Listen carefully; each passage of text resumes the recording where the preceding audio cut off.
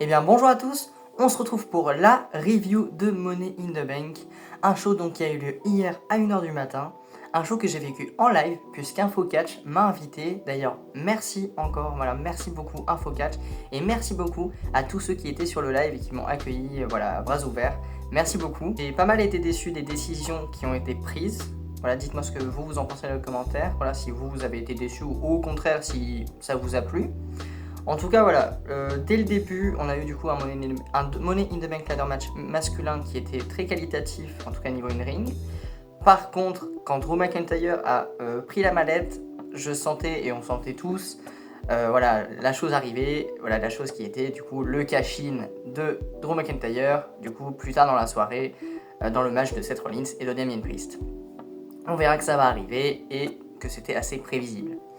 Ensuite, donc, on enchaîne avec le match pour le titre intercontinental entre Sami Zayn et Bron Breakker.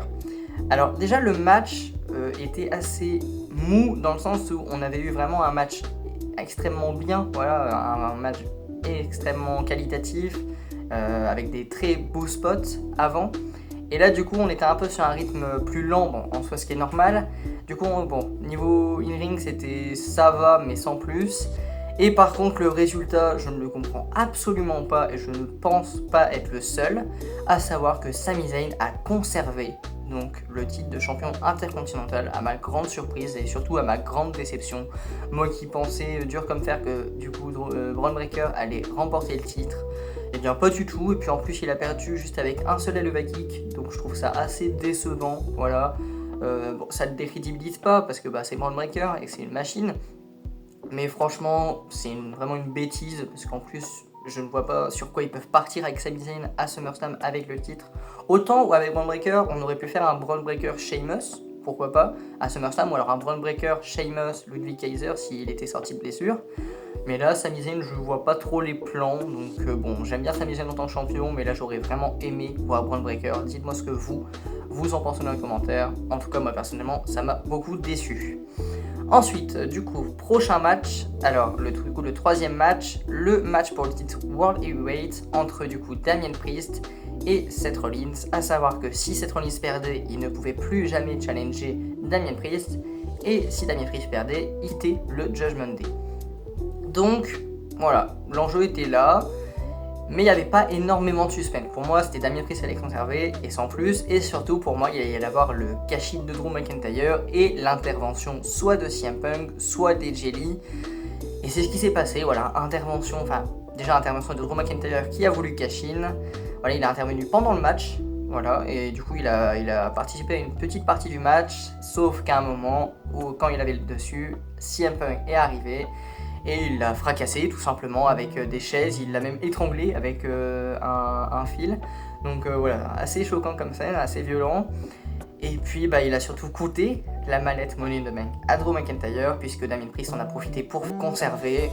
C'était une décision prévisible et puis c'était pas une bonne décision, je trouve, dans le sens où voilà, ça gâche une mallette pour rien. On va devoir attendre 1 an maintenant avant d'avoir un nouveau Mr. Money in the Bank. Donc voilà, c'était pas utile en plus à la rivalité. Je sais pas ce que vous en pensez, mais personnellement je trouve que ça rajoute pas grand chose à la rivalité, dans le sens où elle était déjà assez intense comme ça. Voilà, depuis que CM Punk avait coûté le match à Drew McIntyre à Clash at the Castle chez lui, et qu'ensuite Drew McIntyre s'était vengé à Chicago, donc chez CM Punk, et qu'il avait mis en sang devant son public. À partir de là, voilà, je vois pas pourquoi il ramène une mallette dans l'histoire. Il n'y avait pas besoin de ça. Mais bon, c'est comme ça. Faudra attendre l'année prochaine pour avoir un nouveau Mr. Money in the Bank. Déjà, avant-dernier match, voilà, Money in the Bank ladder match féminin. Alors, déjà niveau in-ring, c'était moins bon que le masculin. Il y a eu pas mal de botches au début, hein. Il y en a eu 3 ou 4. Mais ils sont quand même bien rattrapés sur la fin. Voilà, c'est bon. Dans l'ensemble, c'était pas foufou non plus. Et là encore, c'était prévisible, mine de rien, puisque c'est Tiffany Stratton qui a gagné. Même si là, voilà, la décision me plaît largement plus que Drew McIntyre. Voilà, de Tiffany Stratton, Tiffy Time, je l'avais pronostiqué et voilà, je suis content. Peut-être que le scénario que j'ai expliqué dans ma vidéo prono va arriver, à savoir que Nia Jax va remporter le titre à SummerSlam et que Tiffany Stratton va directement cash-in sur elle, voilà, qui va totalement oublier cette amitié, enfin cette pseudo-amitié. Donc voilà, Tiffany Stratton, Miss Money in the Bank, c'est le bon choix. C'est le seul bon choix d'ailleurs pour moi, puisqu'on enchaîne d'ailleurs déjà au main event. Voilà, donc la Bloodline 2.0 avec Solo Sikoa, Jacob Fatu et Tama Tonga face à l'association de rêve entre Kevin Owens, Randy Orton et Cody Rhodes. Bon, le match était pas hyper emballant déjà niveau in-ring, voilà, c'était bon mais sans plus. En même temps, voilà, on pouvait pas s'attendre à non plus des trucs incroyables. Randy Orton, c'est quand même un catcheur plutôt lent, Solo Sikoa de même. Donc voilà, on s'attendait pas à quelque chose de fou. Moi, je m'attendais pas à le voir en main event d'ailleurs, mais bon, voilà. Vu qu'il est en main event, je me suis dit, il va y avoir une surprise. Pourquoi pas un retour de Jimmy Uso, je l'avais pronostiqué.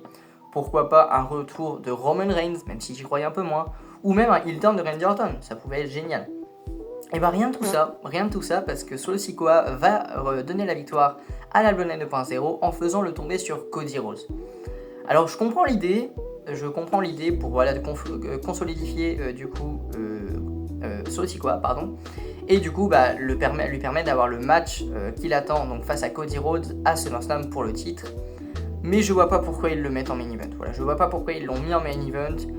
Quitte à faire ça, bah autant mettre le match pour le titre World Heavyweight en main event, voilà, ou le ladder match féminin plutôt. Donc oui, j'ai été assez déçu parce que je m'attendais à un retour et il n'y a rien eu. Alors peut-être que je me suis trop hypé, je sais pas, dites-moi si vous attendiez un retour.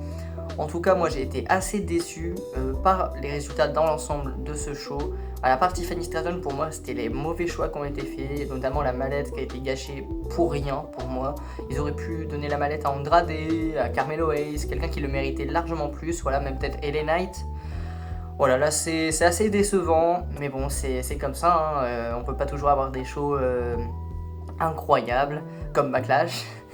Donc oui, voilà, c'est comme ça. Maintenant, on est engagé dans la route de SummerSlam, donc j'ai hâte. On a déjà 2 matchs d'officialisés, du coup, logiquement. Damien Priest face à Gunther pour le titre World Heavyweight et Bayley face à Nia Jax pour le titre féminin, voilà, WWE Women's Champion. Donc, c'est 2 matchs qui donnent envie. On verra ça, voilà, on en reparlera, on aura le temps d'en reparler durant les prochaines semaines et surtout dans la vidéo prono de SummerSlam. En tout cas, voilà, sur ce, on se retrouve pour une prochaine vidéo. Ciao, ciao!